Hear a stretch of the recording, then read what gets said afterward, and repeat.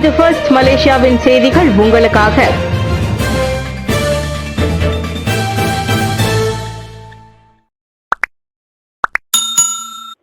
Thailand Cambodia எல்லை சண்டை, அன்வாரிடம் போர் நிறுத்த உத்தரவாதத்தை கோரும் தாய்லாந்து. கம்போடியாவுடனான எல்லை சண்டையை நிறுத்துவதில் எந்த பிரச்சனையும் இல்லை என தாய்லாந்து அறிவித்துள்ளது. ஆனால் போர் நிறுத்த விதிகளில் மேலும் தெளிவும் வேண்டும் என அதன் இடைக்கால பிரதமர் பிச்சோம் வியன்சாய் தெரிவித்தார். இரு நாடுகளுக்கும் இடையிலான மோதலில் மத்தியஸ்தம் செய்ய ஆசியான் தலைவர் என்ற முறையில் பிரதமர் ஸ்ரீ அன்வார் இப்ராஹிம் முன்வந்துள்ளார். இதனை கொள்கை அளவில் ஏற்றுக்கொள்வதாக கூறிய ஃபும்தாம், கம்போடியா தொடர்ந்து தாக்குதல் நடத்தாது என்பதற்கான உத்தரவாதம் வேண்டும் என வலியுறுத்தினார். அதன் பிறகே அடுத்த கட்ட நகர்வு குறித்து முடிவெடுப்போம்.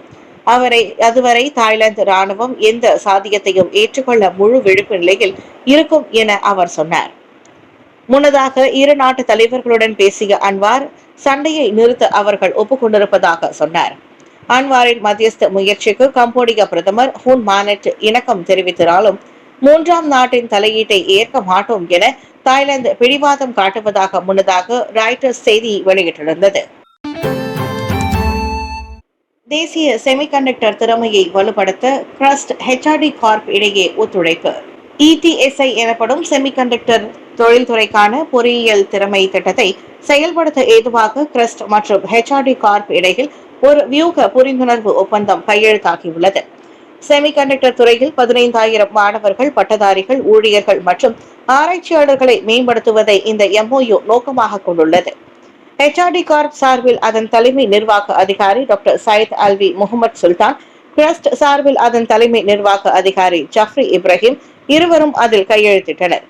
பிரதமர் ஸ்ரீ அன்வார் இப்ராஹிம், முதலீடு, வாணிபம், தொழில்துறை அமைச்சர் தெங்கு டத்தோஸ்ரீ சப்ருல் தெங்கு அப்துல் அசீஸ், மனிதவள அமைச்சர் ஸ்டீவன் சிம் ஆகியோர் முன்னிலையில் இந்த ஒப்பந்தம் கையெழுத்தானது. இந்த ETSI என்பது 2030 ஆண்டிற்குள் 60,000 பொறியியலாளர்களை இலக்காக கொண்ட தேசிய செமிகண்டக்டர் வியூகத்தின் கீழ் ஒரு முக்கிய அங்கமாகும். மலேசியா இப்போது முடிவுகள் சார்ந்த, தரவு சார்ந்த மற்றும் தொழில்துறை மையப்படுத்தப்பட்ட பயிற்சி அணுகுமுறைக்கு மாறி வருவதாக அமைச்சர் ஸ்டீவன் சிம் தெரிவித்தார். சட்டவிரோத குடியேற்ற பகுதியில் சோதனை, 33 கள்ள குடியேறிகள் கைது. காஜாங் பண்டார் புகேட் மகோதாவில் கட்டுமான பொருட்களின் சேமிப்பு கிடங்கில் நடத்தப்பட்ட அமலாக்க சோதனையில் 33 கள்ள குடியேறிகள் கைதாகினர். பொதுமக்களின் புகாரை தொடர்ந்து 2 வாரங்களாக வேவு பார்த்து நேற்று அதிகாலை 2 மணிக்கு குடிநுழைவுத்துறை அதிரடியில் இறங்கியது. சுமார் 3 ஏக்கர் நிலப்பரப்பிலான அந்த சட்டவிரோத குடியேற்றத்தில் 4 வெளிநாட்டினர், உள்நாட்டினர் உட்பட 150 பேரிடம் சோதனை நடத்தப்பட்டது. அவர்களில் வங்காளதேசம், இந்தோனேஷியா, பாகிஸ்தான், நேபாளம் ஆகிய நாடுகளை சேர்ந்த 33 வெளிநாட்டினர் பல்வேறு குடிநுழைவு குற்றங்களுக்காக கைதாகினர். PLKS எனும் தற்காலிக வேலை பயண பெர்மிட்டை வைத்துக் கொண்டு கட்டுமான தொழிலாளர்கள் போல் அவர்கள் ஆள்மாறாட்டம் செய்து வந்துள்ளது விசாரணையில் தெரிய வந்தது. அக்குடியேற்றத்தில் தங்கியிருந்த ஒரு உள்ளூர் பெண்ணுக்கும் விசாரணைக்கான நோட்டீஸ் வழங்கப்பட்டது. கைதான கள்ளக்குடியேறிகள் மேல் விசாரணைக்காக KLIA குடிநுழைவு தடுப்பு முகாமுக்கு அனுப்பப்பட்டனர். 13வது மலேசிய திட்டம் 21 பரிந்துரைகளை முன்வைத்த ஒருமைப்பாட்டு அமைச்சர். 13வது மலேசிய திட்டத்தில் சேர்த்துக் கொள்ளப்பட ஏதுவாக தேசிய ஒருமைப்பாட்டுத்துறை அமைச்சு 21 பரிந்துரைகளை சமர்ப்பித்துள்ளது. தேசத்தை கட்டி எழுப்பும் நோக்கத்திலான அப்பரிந்துரைகள் பொருளாதார அமைச்சிடம் சமர்ப்பிக்கப்பட்டுள்ளன. தேசிய ஒருமைப்பாட்டுத்துறை அமைச்சர் டத்தோஸ்ரீ ஏரோன் அகோங் டகாங் இதனை தெரிவித்தார். நீடித்த நிலையான தேசிய ஒருமைப்பாட்டை நிலைநாட்டவும், மக்கள் மத்தியில் ஒற்றுமை மற்றும் நல்லிணக்கத்தை வலுப்படுத்தவும் இந்த தேச கட்டுமானம் முக்கியம் என்றார் அவர். அவ்விலக்கை நோக்கி ஒரு விரிவான கட்டமைப்பையும் அமைச்சு உருவாக்கி வருகிறது.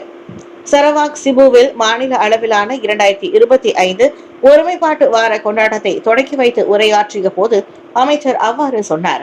நேற்று தொடங்கி 3 நாள் விழாவாக நடைபெறும் அவ்விழாவில் மக்கள் விளையாட்டு, உடற்பயிற்சி, நாட்டுப்பற்று திரைப்படங்கள் ஒளிபரப்பு, அரசு துறைகளின் கண்காட்சி என பல்வேறு நிகழ்ச்சிகள் நடைபெறுகின்றன. 13வது மலேசிய திட்டம் வரும் வியாழக்கிழமை நாடாளுமன்றத்தில் தாக்கல் செய்யப்படுகிறது. விவாகரத்தால் மன உளைச்சல், 1 மாதமாக மதுவை மட்டுமே அருந்தி உயிரை விட்ட தாய்லாந்து ஆடவர். தாய்லாந்தில் விவாகரத்துக்கு பிறகு பெரும் மன உளைச்சலுக்கு ஆளான ஆடவர் 1 மாதமாக உணவேதும் உட்கொள்ளாமல் மது மட்டுமே அருந்தி மரணமடைந்துள்ளார். 44 வயது அந்நபர் மனைவியை பிரிந்ததிலிருந்து விரக்தி அடைந்து உணவு உட்கொள்ள மறுத்து வந்துள்ளார். தினமும் தந்தைக்காக உணவு தயாரித்து ஊட்டி விடுவதற்கு கூட அவரின் 16 வயது மகன் முயன்றுள்ளார்.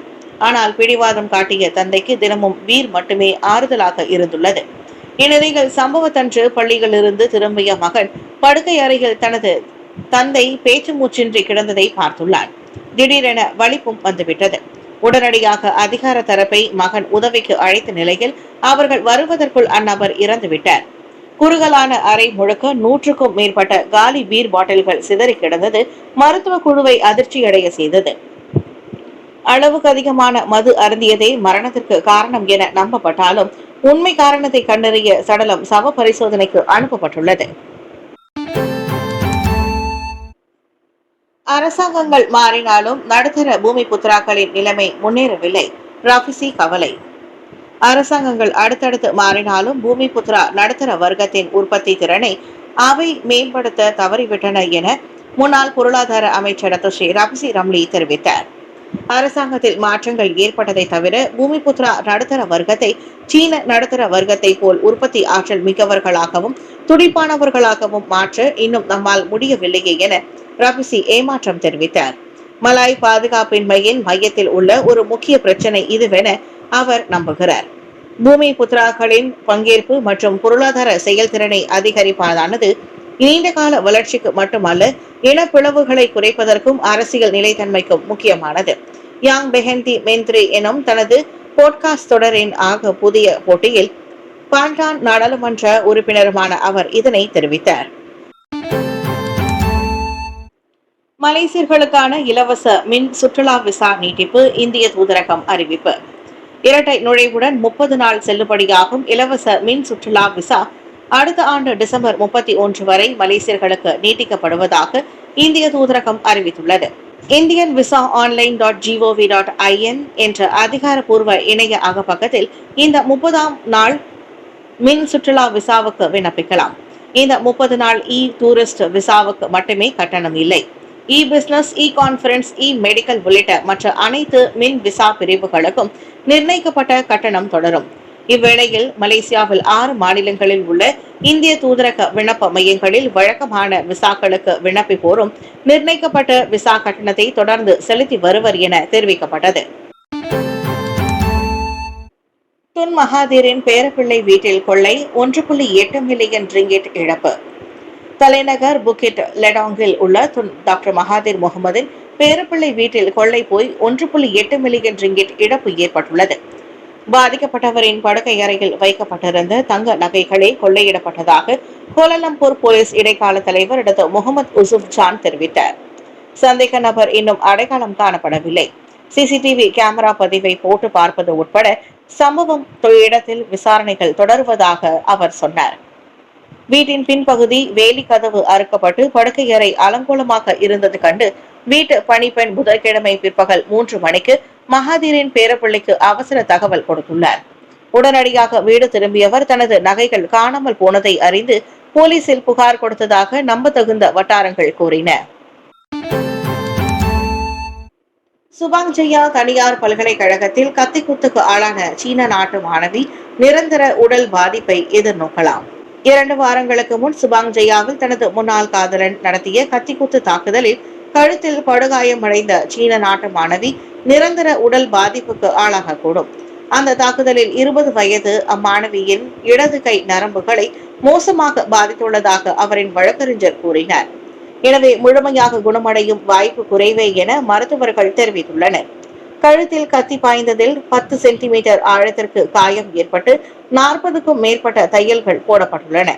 தவிர நெஞ்சிலும் நுரையீரலிலும் அதிக இரத்த இழப்பு ஏற்பட்டதால் அதனை வெளியேற்ற நெஞ்சு குழாய் பொருத்தப்பட்டுள்ளது. இதனால் ஏற்பட்டுள்ள கடுமையான வலியால் அம்மாணவியால் தூங்கக்கூட முடியவில்லை என வழக்கறிஞர் சொன்னார். இந்நிலையில் அவர் சிகிச்சை பெற்று வரும் மருத்துவமனையில் போலீசார் அம்மாணவியிடம் வாக்குமூலம் பதிவு செய்துள்ளனர். ஜூலை 14ஆம் தேதி நிகழ்ந்த அச்சம்பவம் தொடர்பில் மாணவியின் முன்னாள் காதலன் கொலை குற்றச்சாட்டு நோக்கியதுதான். இவ்வழக்கு செப்டம்பர் 17 மறு செவிமடுப்புக்கு வருகிறது.